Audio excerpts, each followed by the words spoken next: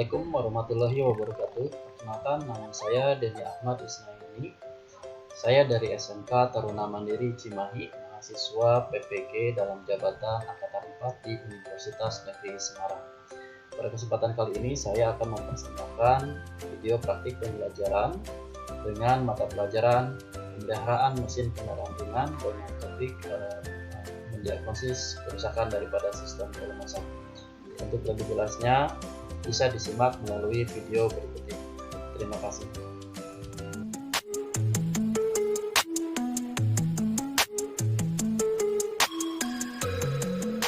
Assalamualaikum warahmatullahi wabarakatuh. Waalaikumsalam warahmatullahi wabarakatuh. Bagaimana kabarnya anak-anak hari ini? Ya, baik.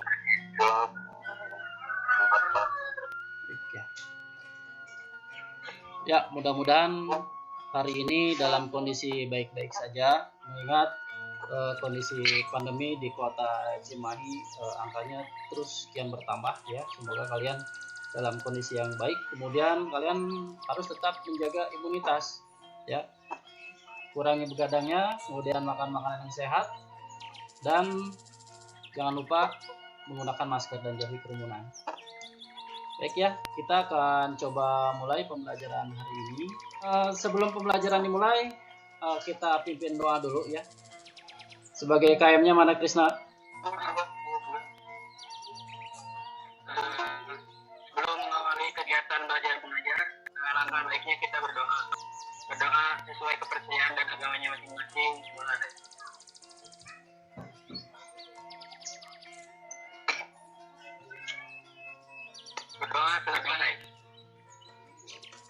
Terima kasih Krisna telah memimpin doa ya. Saya akan coba tampilkan share screen ya supaya kalian bisa lihat. Tapi sebelum kita menginjak pada pembahasan nanti ya, teknis pembelajaran kali ini, saya harap kalian sudah mengisi presensi yang sudah saya bagikan melalui grup WhatsApp dan Google Classroom sesuai dengan notifikasi yang diterima oleh handphone kalian, oleh perangkat kalian masing-masing ya. Hanya segera, jangan sampai lupa ya, karena presensi ini dibutuhkan untuk bukti bahwa kalian telah mengikuti pembelajaran secara jarak jauh ya pada mata pelajaran PMKR tentunya ya. Nah, anak-anak lihat, kita sudah ada di sini sekarang ya. Nah, kita lihat di sini adalah mendiagnosis kerusakan daripada mekanisme sistem pelumasan ya. Kenapa kita mempelajari kerusakan-kerusakan? Karena seperti yang kita tahu, perkembangan teknologi mesin otomotif mendorong manusia ini untuk mendapatkan kendaraan yang nyaman ya. Jadi apabila salah satu sistem ini bekerja dengan baik atau mengalami satu kerusakan, maka mesin mobilnya tidak akan dapat bekerja dengan maksimal. Sehingga mesin ini kan kalian tahu, mesin ini terdiri dari bagian-bagian logam atau metal ya yang bergerak. Beberapa di antaranya ada yang berhubungan langsung secara tetap satu dengan yang lainnya, seperti poros engkol ya. Ada kemudian batang torak dan bagian-bagian mekanisme katup. Jadi saat mesin berputar, gesekan yang terjadi antara bagian-bagian mesin akan menyebabkan berkurangnya tenaga mesin itu sendiri. Dan dengan cepat bagian-bagian mesin itu menjadi haus ya, atau gesekannya lebih tinggi. Dan komponen mesin ini yang bergerak akan mengalami kerusakan secara fatal ya. Nah, oleh sebab itu harus ada faktor pendukung yang mendukung kerja mesin ya, dan mengurangi terjadinya persinggungan langsung dari komponen-komponen mesin. Itu sebabnya kita harus mempelajari kerusakan-kerusakan yang terjadi pada sistem pelumasan ini. Untuk apa? Untuk menjaga lifetime kendaraan ini semakin panjang dan menghindari kerusakan fatal akibat kerusakan dari sistem pelumasan itu. Ya, oke, kita lanjut sekarang. Ya, nih di pertemuan sebelumnya kita sudah membahas tentang kerusakan yang fatal. Ya, ada yang masih ingat kerusakan apa itu? Yap. Pertemuan sebelumnya, kami mempelajari terkait kerusakan yang terjadi pada blok silinder, yang mana terdapat cairan yang masuk ke ruang bakar melalui celah filter udara yang berakibat kerusakan komponen akibat water hammer, Pak. Oke, akibat water hammer. Mantap sekali, ya, excellent. Bisa dinonaktifkan kembali? Siapa? Ya, betul sekali yang dikatakan oleh Ridwan teman kita bahwa kemarin itu kita membahas tentang kerusakan blok mesin yang mengakibatkan kerusakan komponen-komponen yang berada dalam engine karena terjadinya water hammer. Baik ya. Nah, untuk pembelajaran kali ini kita akan coba membahas masalah mendiagnosis kerusakan dari sistem pelumasan. Ya.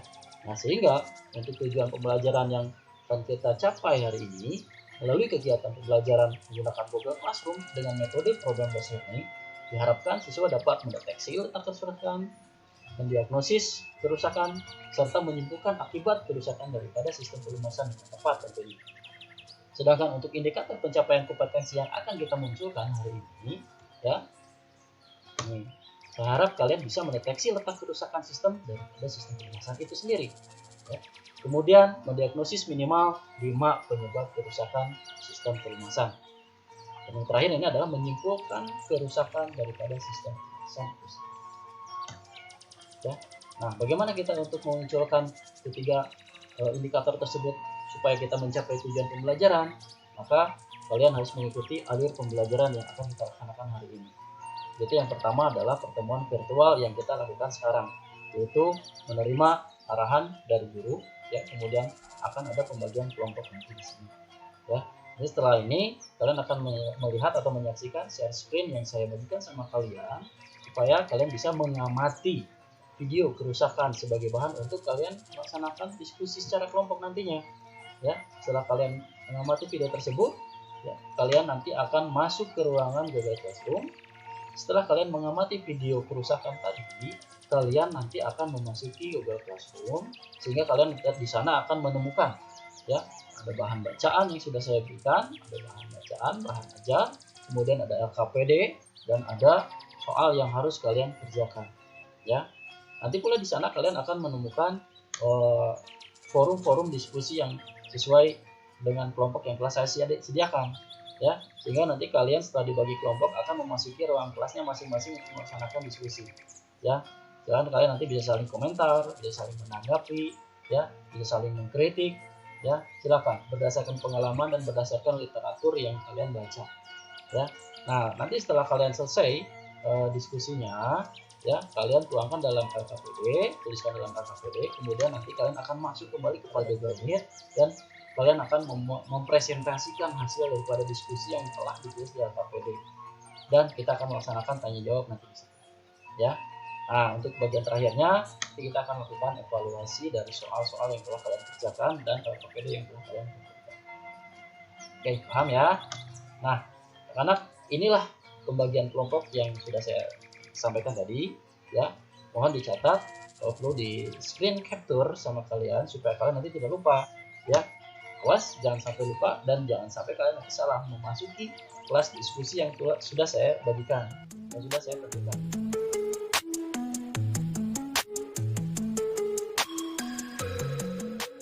Nah, anak-anak, mari kita masuk kepada bagian pembahasan materi intinya. Ya, di sini kalian sudah tahu kan prinsip dari pelumasan itu adalah mensirkulasikan oli ke seluruh bagian-bagian mesin yang membutuhkannya. Selain itu juga berfungsi sebagai perawatan terhadap komponen-komponen mesin yang dilumasi.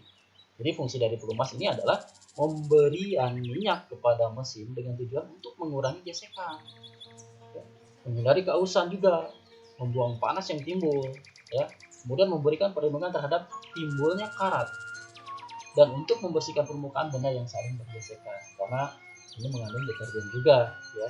Ya. Jadi sistem oli yang dilihat kalian ini adalah sistem oli yang bertekanan, ya, sehingga oli itu akan tertampung pada oil pan, kemudian dihisap oleh oil pump oleh pompa olinya melalui strainer atau saringan dan memasuki ke oil pressure regulator untuk menjaga tekanannya, ya, dan disalurkan kepada oil filter untuk memisahkan, ya. Kemudian setelah keluar dari oil filter, inilah yang terjadi.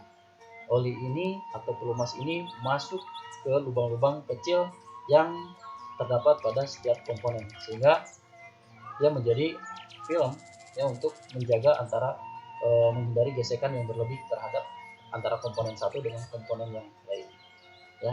Nah, anak-anak, berdasarkan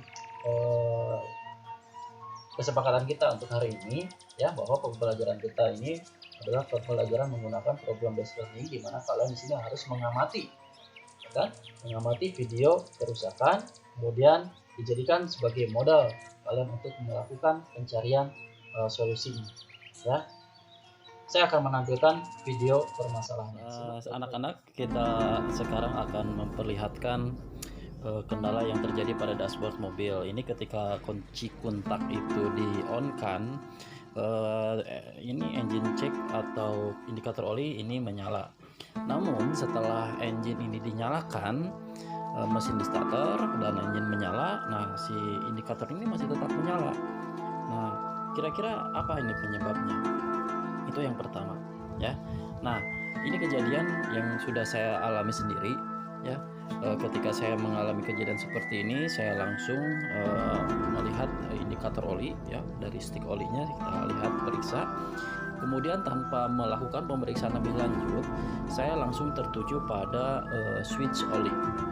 Jadi setelah melihat kejadian seperti itu, saya langsung mengeksekusi switch oli, melakukan pengecekan, dan akhirnya inilah penampakan dari switch oli tersebut. Setelah dilakukan pemeriksaan, memang dilakukan pengukuran menggunakan avometer untuk mengetahui kontinuitas. Ternyata di switch oli ini tidak terdapat kontinuitas, yang mana berarti sudah mengalami kerusakan, sehingga saya langsung menggantinya dengan switch oli yang baru. Nah, setelah diganti dengan switch oli yang di dashboard, ini masih tetap menyala, padahal switch oli sudah diganti dengan yang baru, ya, karena yang pertama tadi tidak ada kontinuitas, saya ganti dengan yang baru. Namun ketika dilakukan penstarteran kembali, switch indikator oli masih tetap menyala, mesin dalam kondisi menyala, dan indikator oli ini masih menyala. Nah, ini coba kalian cari tahu apa penyebab kemungkinan selain dari switch oli, yang ujungnya nanti adalah oli bertekanan rendah, ya. Ini tugas kalian sekarang adalah mencari tahu, mengidentifikasi dan menemukan cara, serta nanti mendiagnosis apa yang terjadi pada switch pada indikator oli ketika mesin dinyalakan, namun indikator ini masih tetap menyala, ya. Silakan nanti bersama dengan kelompok yang sudah dibagi mencari tahu dan menentukan bagaimana cara perbaikannya, dan mendeteksi letak kerusakannya ada di mana, serta nanti diagnosis hasilnya seperti. Baik, itu ya videonya sudah kalian lihat. Saya harap jelas. Namun saya di sini akan memastikan kembali atau mempertegas kembali, ya, untuk kasus yang kalian lihat tadi. Troubleshootingnya itu adalah apa dan kenapa indikator oli ini menyala sedangkan mesin ini masih tetap menyala. Nah, kalau sudah terjadian seperti itu, bagaimana cara kita untuk mengatasinya? Oke. Nah, nanti anak-anak kalian akan setelah ini akan masuk ke Google Classroom, ya. Setelah di Google Classroom nanti kalian akan menemukan ini ada bahan bacaan 1, bahan bacaan 2, ada RKPD, dan ada format tes untuk formatifnya. Ya, kalian tinggal klik saja dan kalian tinggal isi saja di sini, ya. Nah, kemudian untuk pengisian LKPD, ya, ini hampir sama seperti pertemuan sebelumnya. Yang telah kalian lakukan adalah kalian tuliskan indikator-indikator apa saja yang menjadi penyebab terjadinya kerusakan tersebut, kemudian bagaimana cara memperbaikinya, ya. Oke, silakan cari solusinya. Oke, sampai sini ada pertanyaan? Tidak ada? Oke, kalau tidak ada, berarti kalian sudah siap untuk melaksanakan diskusi, ya. Oke, silakan kalian untuk berdiskusi, ya. Menuju Google Classroom yang disediakan. Waktu kita tidak banyak, ya. Waktu kita disediakan hanya 25 menit dari sekarang. Sampai ketemu di Google Meet sesi kedua. Terima kasih. Wassalamualaikum warahmatullahi wabarakatuh.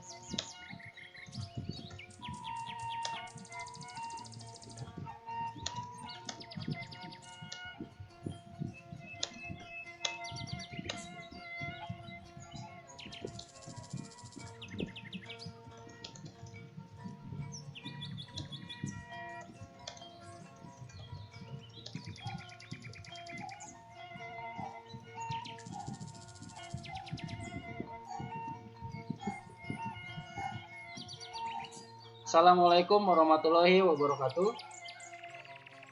Waalaikumsalam. Waalaikumsalam. Baik ya, tadi diskusinya cukup seru. Ada yang membahas sampai detail ya terkait kerusakan dengan indikator yang tetap menyala pada saat mesin menyala. Nah, di video yang tadi yang telah kalian amati, saya tegaskan kembali bahwa ketika mesin ini normal ya, dan ketika mesin belum dinyalakan dalam kondisi normal, kemudian kunci kontak di on kan ya, seharusnya indikator menyala, betul menyala. Kemudian setelah engine di starter, seharusnya indikator oli itu mati ya. Tetapi yang kalian lihat di video itu indikatornya masih tetap menyala, sehingga si pemilik mobil ini berinisiatif untuk memeriksa switch oli. Dan ternyata betul, switch oli ketika dilakukan pengukuran atau pemeriksaan menggunakan avometer tidak terdapat kontinuitas di situ, sehingga langsunglah diganti dengan switch yang baru. Namun setelah diganti dengan switch yang baru, ternyata ini indikator masih tetap menyala ya. Nah, apa yang terjadi jika kalian sebagai seorang mekanik menemukan hal yang semacam ini? Nah, itu tadi sudah didiskusikan. Sekarang giliran kalian untuk mempresentasikan apa saja temuan-temuan dan bagaimana cara mengatasinya atau kesimpulannya seperti apa.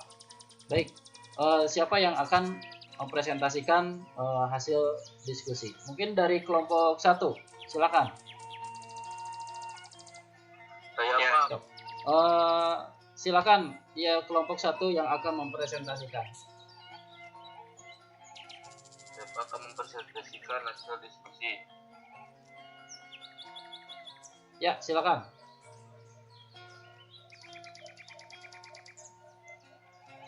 Jenis kerusakannya yang pertama. Bisa lebih diperbesar, Ki? Oke, cukup. Silakan. Jenis kerusakan yang pertama, gasket spoiler yang telah buruk atau rusak. Penyebab kerusakannya kebocoran pada ruang bakar. Pukulannya sebagai rapat tambahan. Yang kedua, tekanan oli rendah.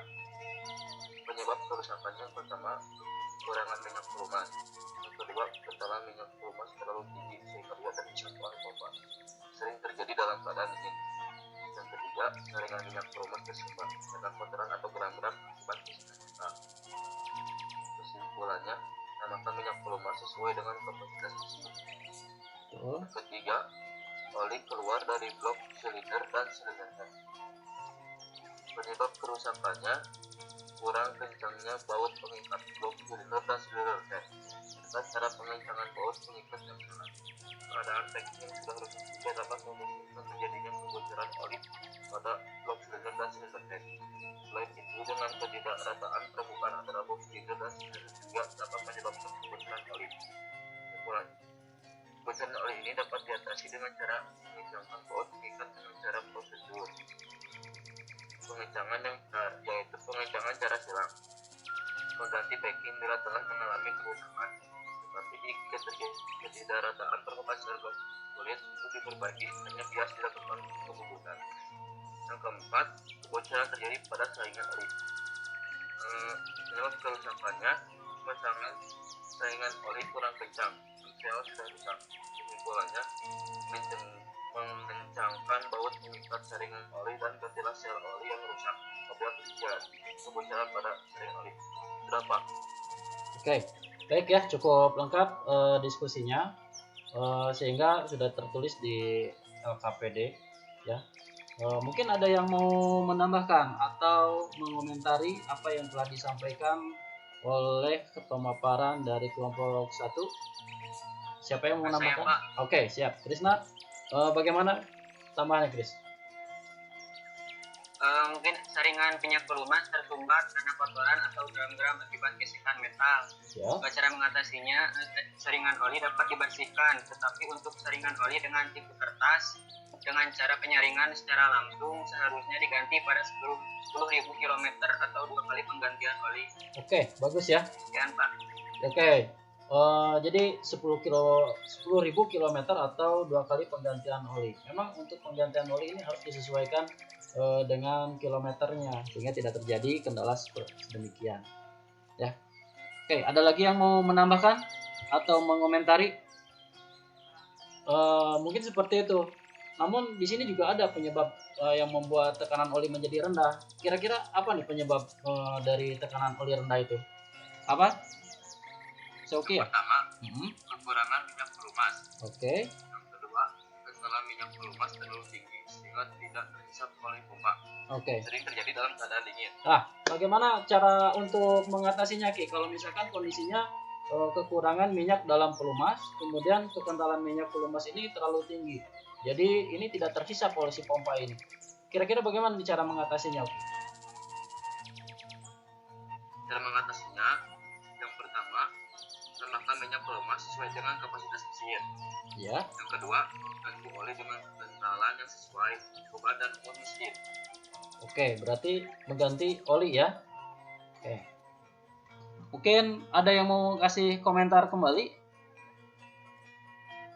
Siap saya Pak. Ya. Bagaimana Krisna?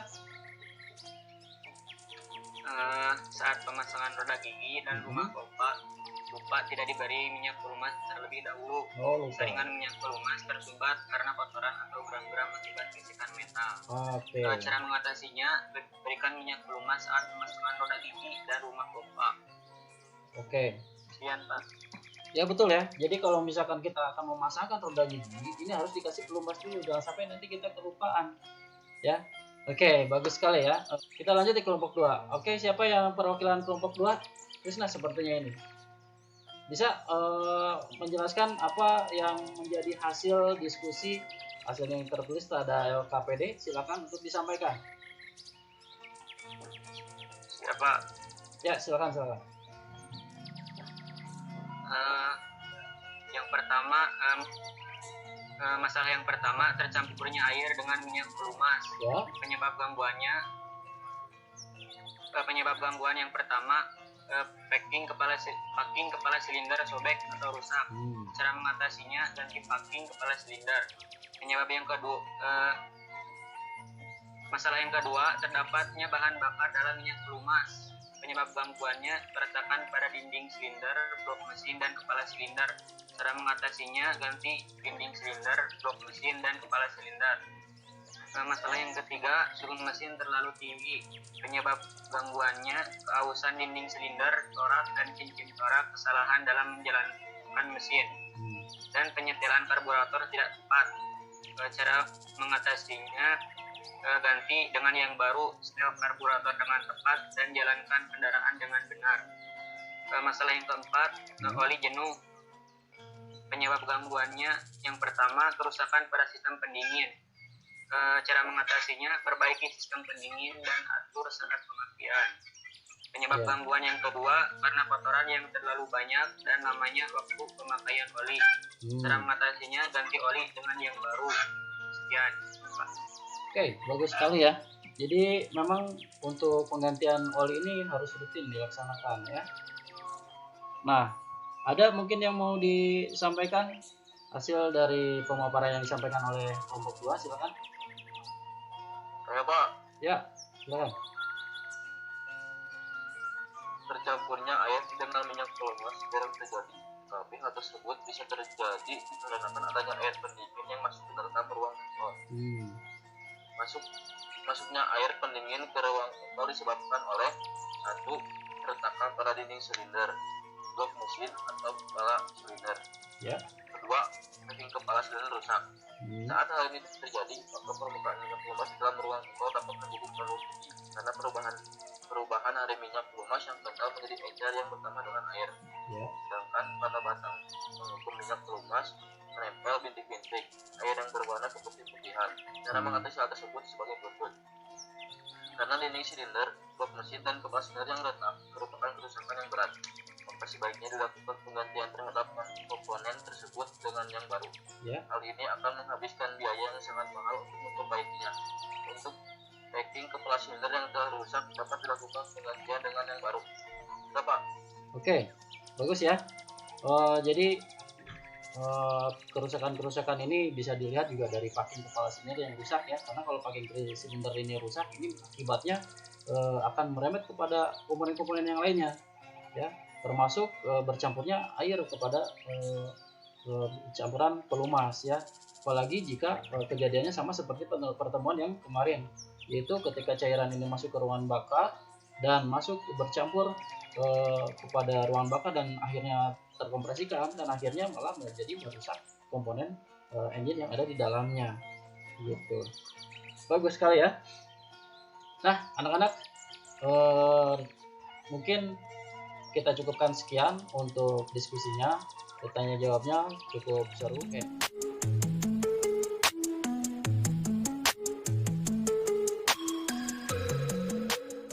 Kita coba simpulkan pembelajaran kita kali ini. Mungkin dari antara kalian ada yang mau menyimpulkan apa yang menjadi kesimpulan dari rangkaian pembelajaran kita kali ini? Silakan. Dapat saya Pak bisa menyimpulkan. Oke, silakan please. Berdasarkan pembahasan dapat disimpulkan bahwa fungsi minyak pelumas adalah mengurangi terjadinya kehausan sebagai pendingin, membersihkan kotoran-kotoran dan meredam tekanan. Komponen-komponen sistem pelumasan kereta kijang adalah karter, oil strainer, pompa oli, alat pengatur tekanan oli, indikator tekanan oli, filter oli, bypass valve, dan alat pengukur ketinggian oli. Gangguan-gangguan yang terjadi antara lain tekanan oli rendah, tekanan oli terlalu tinggi, pemakaian oli boros, oli berubah encer, tidak ada aliran minyak pelumas sama sekali, oli cepat kotor, dan filter oli tersumbat. Cara melakukan pemeriksaan dan mengatasi gangguan-gangguan yang terjadi pada sistem pelumasan adalah dengan menganalisa kemungkinan kerusakan sehingga dapat mengatasi gangguan-gangguan yang terjadi secara efektif. Saran yang disampaikan adalah lakukan pengecekan volume minyak pelumas dalam karter, karena jumlah minyak pelumas yang kurang dari batas yang ditentukan akan mengakibatkan mesin mengalami overheating. Ganti komponen-komponen sistem pelumasan yang tidak dapat diperbaiki, misalnya oil filter 10.000 km. Ganti minyak pelumas teratur sesuai jangka waktu yang ditentukan, yaitu setiap 5.000 km. Sekian Pak. Oke, bagus ya. Jadi kesimpulannya ini kita coba lakukan pengecekan volume minyak pelumas dalam karter. Jadi kita harus rutin ya, karena jumlah minyak pelumas yang kurang dari batas yang ditentukan ini akan mengakibatkan mesin mengalami overheat ya, sehingga harus melakukan penggantian komponen sistem pelumasan yang tidak dapat diperbaiki ya. Contohnya kalau oli filter atau saringan itu kan tidak bisa diperbaiki, jadi ini harus diganti setiap 10.000 km ya. Kemudian minyak pelumas ini nggak bisa diganti, jadi harus diganti secara teratur sesuai dengan jangka waktu yang ditentukan ya. Nah itu kesimpulannya sudah disampaikan. Kita lihat hasil post test yang telah kalian kerjakan tadi ya. Hasil post testnya itu sudah ada 25 respon, berarti semua sudah mengerjakan ya. Kemudian kita lihat di sini masih ada yang menulis atau menjawab salah ya. Nah seperti ini soal nomor 1, ini masih ada 6 orang yang menjawab salah. Kemudian ini ada 7 orang yang menjawab salah juga. Datanya sudah masuk dan ada yang harus dilakukan remedial. Yang di remedial ini ada 7 orang ya, atas nama Bagja Ismail ya, poin skornya bisa dilihat di sini. Andreas Lutfikal, Agung Darmawan, Muhammad Aulia Rahman, Idris Miasa, Riki Darmawan, sama Muhammad Agustia. Ini nanti setelah pembelajaran ini kalian bisa mengerjakan tes formatif remedial ya, yang linknya sudah saya berikan sama kalian di grup WhatsApp dan di Google Classroom. Kita akan ketemu lagi di pertemuan selanjutnya ya. Sebelum kita menutup pembelajaran kali ini, silakan untuk lakukan pimpin doa terlebih dahulu. Siapa yang mau memimpin doa? Ya. Sebelum mengakhiri kegiatan belajar mengajar, alangkah baiknya kita berdoa terlebih dahulu. Berdoa sesuai kepercayaan dan agamanya masing-masing. Mulai.